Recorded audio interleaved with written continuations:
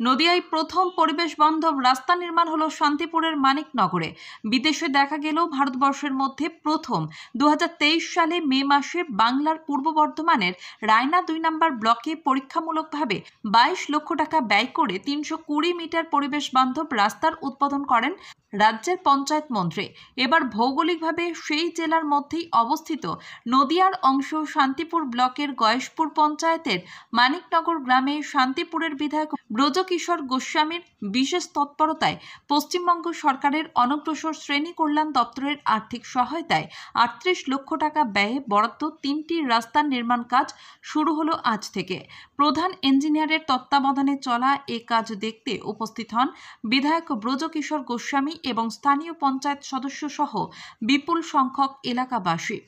আদিবাসী নৃত্য সহ বিভিন্ন আতিথেয়তায় গ্রামে মূলত উৎসবের চেহারা নেয়।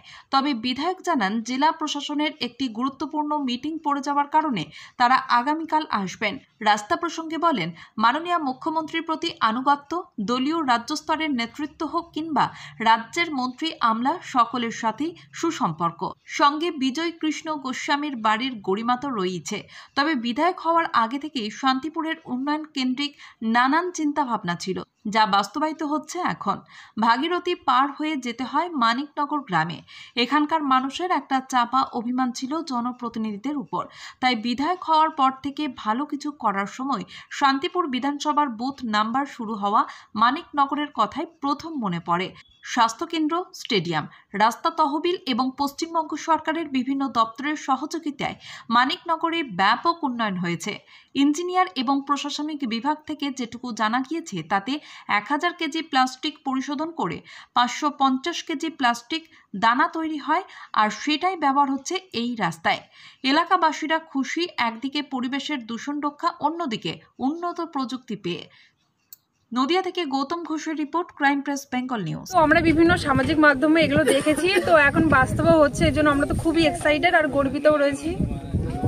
তো কখনো ভাবতে পেরেছিলেন মানে এরকম প্লাস্টিকের রাস্তা? না, আমরা কখনো ভাবতে পারিনি। আগে তো আমরা এখানে ইটের রাস্তা ছিল, তো এখন হচ্ছে, আমরা খুব খুশি। মানে পিচের থেকে সরাসরি একদম প্লাস্টিকের রাস্তা। হ্যাঁ। আর এই পরিবেশ বান্ধব যেটা, সেটাও তো আপনাদের বাড়ি বাড়ি থেকে যে সংগ্রহ হয় প্লাস্টিকগুলো? হ্যাঁ, এগুলো সংগ্রহ হচ্ছে, তো সকালবেলায় নিয়ে গেছে। তো সেইগুলো থেকেই ধরুন আবার পিউরিফাই হয়ে এখানে আসছে। হ্যাঁ। কি মনে করছেন এতে কি হবে? খুব ভালো হবে, পরিবেশটা মুক্ত হবে গ্যাস থেকে, প্লাস্টিক থেকে। আপনার নাম, পরিচয়? আমার নাম ইতি বিশ্বাস। ক্লাস ওয়েলফেয়ার ডিপার্টমেন্টের তরফ থেকে মানিকনগর চরে 3টি রাস্তা অনুমোদন পেয়েছিল বেশ কিছুদিন আগেই। তারপরে ঘোরতর বর্ষার জন্য আমরা কাজটা শুরু করতে পারছিলাম না। কাজটা শুরু করা এবং এই 3টে রাস্তা, যেটা সব থেকে গুরুত্বপূর্ণ বিষয় সেটা হচ্ছে যে আমাদের নদিয়া জেলার মধ্যে প্রথম প্লাস্টিকের রাস্তা, যেটা চলতি কথায় বলে, সেই রাস্তা আজকে এখানে হচ্ছে। নদিয়া জেলার মধ্যে প্রথম প্লাস্টিক দিয়ে তৈরি রাস্তা, তার জন্য আজকে কাজ দেখতে আসা। তো সেক্ষেত্রে মানুষের সঙ্গে আমার সংযুক্তি খুব বেশি। ব্যাকওয়ার্ড ক্লাস ওয়েলফেয়ার ডিপার্টমেন্ট, তো সেই জন্য এখানে সেই সম্প্রদায়ের মানুষের বসবাস বেশি।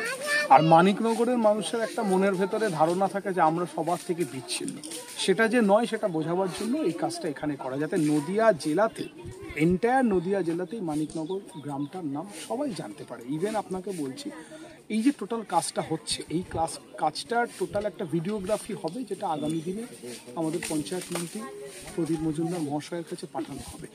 এটা কিন্তু সমগ্র পশ্চিমবঙ্গ দেখবে যে এই কাজটা মানিকনগরে হয়েছে।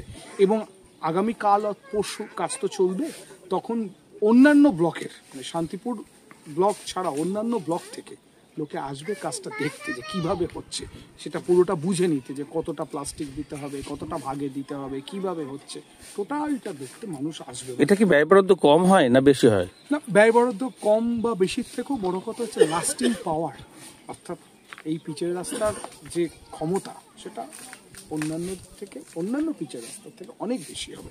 ধরুন ভারী লোড গাড়ি গেলে রাস্তাটা চওড়া লম্বা আপনা আপনি হয়ে যাবে, যেহেতু ভেতরে প্লাস্টিক আছে। আমি কখনোই বলছি না যে লেন্থ বড় হয়ে যায়, ব্যাপারটা তা নয়, চলতি কথায় বোঝাবার জন্য বলছি। আর একটা কথা হচ্ছে, পিচের সব থেকে বড় শত্রু হচ্ছে জল।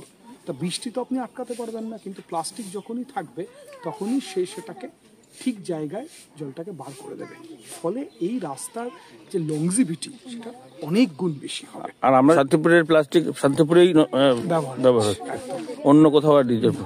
আর এক্ষেত্রে রাস্তার খানিকটা অংশ নাকি পরীক্ষার জন্য দিল্লিতে যাবে বলছে। একদম, রাস্তার খানিকটা অংশ পরীক্ষার জন্য দিল্লিতে না বোম্বেতে কিছু একটা বলা হয়। আমাদের ল্যাবে, বোম্বের একটি ল্যাব আছে গ্লোবাল ল্যাব, সেই ল্যাবে বোম্বেতে টেস্ট হবে। গ্লোবাল ল্যাব আমাদের জেলাতেও আছে, সেখানকার নিয়ে যাওয়া হবে যে গুণগত মানটা একদম সঠিক আছে কিনা সেটা দেখবার জন্য।